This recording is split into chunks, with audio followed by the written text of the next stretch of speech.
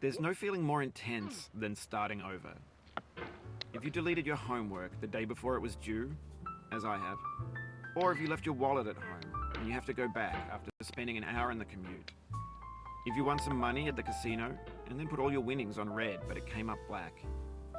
If you got your best shirt dry cleaned before a wedding and then immediately dropped food on it.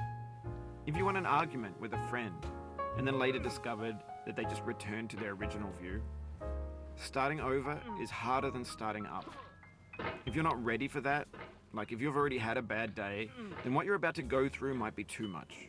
Feel free to go away and come back. I'll be here. Alright, thanks for coming with me on this trip.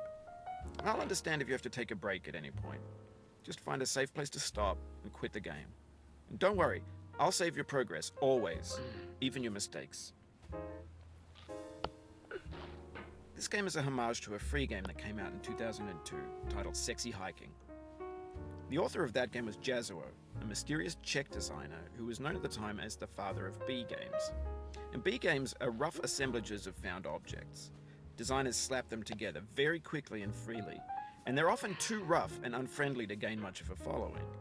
They're built more for the joy of building them than as polished products.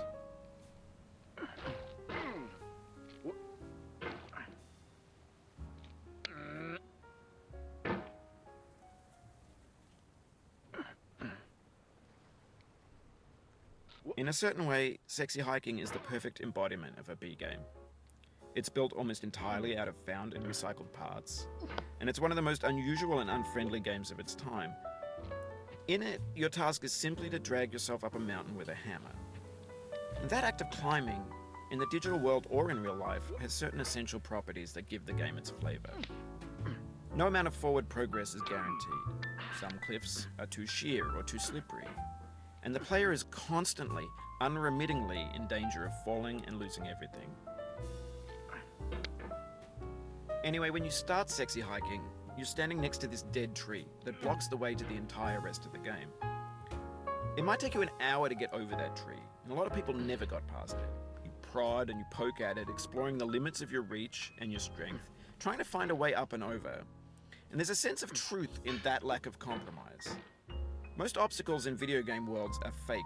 You can be completely confident in your ability to get through them once you have the correct method or the correct equipment or just by spending enough time. In that sense, every pixelated obstacle in Sexy Hiking is real. The obstacles in Sexy Hiking are unyielding, and that makes the game uniquely frustrating. But I'm not sure Jazzuo intended to make a frustrating game. The frustration is just essential to the act of climbing, and it's authentic to the process of building a game about climbing. A funny thing happened to me as I was building this mountain. I'd have an idea for a new obstacle, and I'd build it, test it, and it would usually turn out to be unreasonably hard. But I couldn't bring myself to make it easier. It already felt like my inability to get past the new obstacle was my fault as a player rather than as a builder. Imaginary mountains build themselves from our efforts to climb them, and it's our repeated attempts to reach the summit that turns those mountains into something real. When you're building a video game world, you're building with ideas, and that can be like working with quickset cement. You mold your ideas into a certain shape that can be played with, and in the process of playing with them, they